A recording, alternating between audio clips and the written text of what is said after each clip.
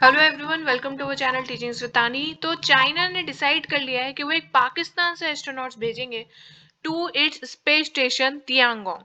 ठीक है, सुपार्को है जो कि पाकिस्तान की स्पेस एजेंसी है, उसने चाइना के साथ डील साइन कर लिया है कि चाइना पहली बार एक फॉरेन नेशनल भेज रहा है, वो भी होगा पाकिस्तान से। ठीक है, तो ये क्या रिफ्लेक्ट करता है और ये किस तरीके से उनके रिलेशनशिप के बारे में बताता है, इसे हम समझते हैं। तो देखिए, बेसिकली मिशन क्या है। तो चाइना ने बोला है कि वो 2030 तक मून में आदमी भेजना चाहते हैं। इसके लिए कोई भी कंट्री उनके साथ कोलैब कर सकती है, जिसकी ट्रेनिंग चाइना खुद कराएगा।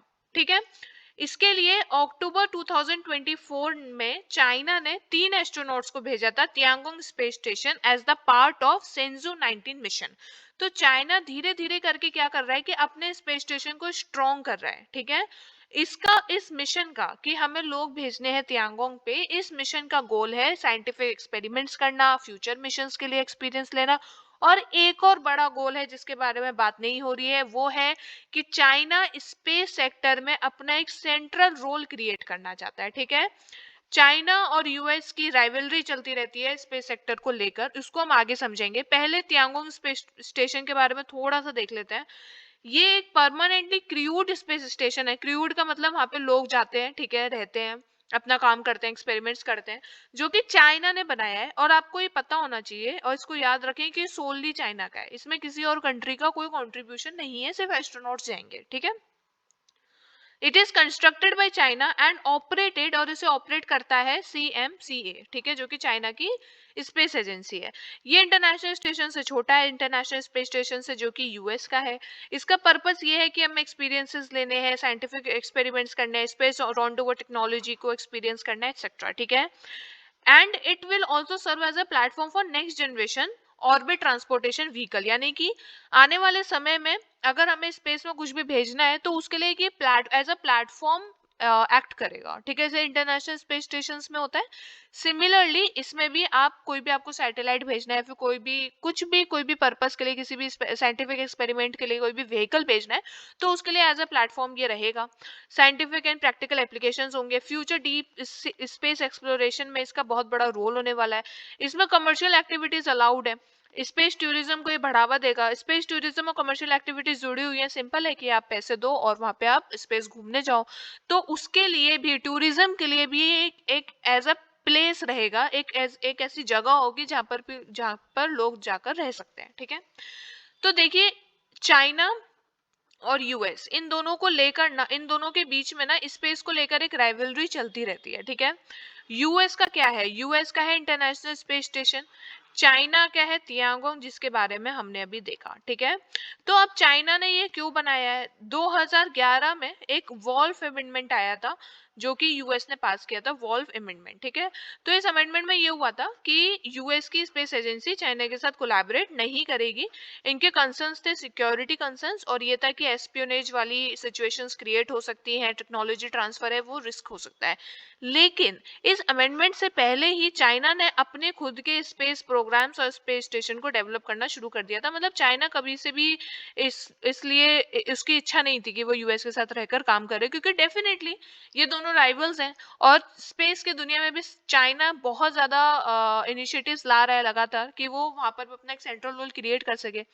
चाइना का स्पेस सेक्टर लगातार बढ़ रहा है। ठीक है, अभी तो वो डेवलपिंग स्टेज पे है, यानी कि जो तियांगोंग है, ठीक है, तो वो भी अभी डेवलप हो रहा है। अब देखिए, पाकिस्तान का एस्ट्रोनॉट फर्स्ट चीफ गेस्ट है, यानी कि फर्स्ट एस्ट्रोनॉट है, तो वो अभी भी डेवलप हो रहा है। लेकिन वो जिस स्पीड से डेवलप हो रहा है, तो इसमें कोई बहुत बड़ी बात नहीं होगी कि चाइना एक टाइम पे ये डोमिनेट करने वाला है। जस्ट लाइक आईएसएस, जो इंटरनेशनल स्पेस स्टेशन है यूएस का, वो 2030 में रिटायर हो जाएगा। लेकिन तियांगोंग तो नया है, यंगेस्ट है, तो वो अभी बन रहा है और वो लगातार एक्सपेंड होगा। ठीक है, तो देखिए, चाइना ने कुछ स्टेप्स लिए अपने स्पेस टूरिज्म को इंक्रीज करने के लिए।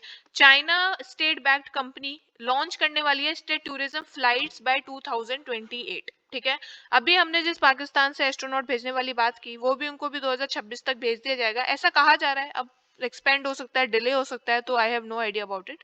बट उन्होंने, जो कंपनी है चाइना की स्टेट बैक्ड कंपनी, उन्होंने बोल दिया है कि हम टूरिज्म फ्लाइट शुरू कर देंगे 2028 तक। ठीक है, तो देखिए, चाइना और यूएस चाइना जिस स्पीड से बढ़ रहा है उसका एक रीजन है। उसका रीजन ये है कि चाइना ना डेवलपिंग नेशंस के साथ कोलैब कर रहा है, ठीक है। यूएस जो है, यूएस और रशिया का चलता रहता है, ठीक है। तो यूएस डेवलप्ड नेशंस पे ज्यादा फोकस करता है कि यूएस की फंडिंग लगातार इंक्रीज हो, ये उसका मेन फोकस है। चाइना का भी मेन फोकस क्या है कि तियांगोंग की पॉपुलैरिटी इंक्रीज हो, ठीक है।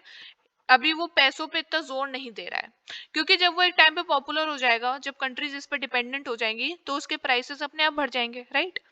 तो चाइना क्या कर रहा है, डेवलपिंग नेशंस जैसे कि एशिया, अफ्रीका, साउथ अमेरिका, ठीक है, इन इन एरियाज में फोकस कर रहा है, क्योंकि इसको पता है कि इस एरिया में ऐसे उसको एस्ट्रोनॉट्स मिल जाएंगे जो उसके साथ कोलैब करने के लिए तैयार होंगे, ठीक है।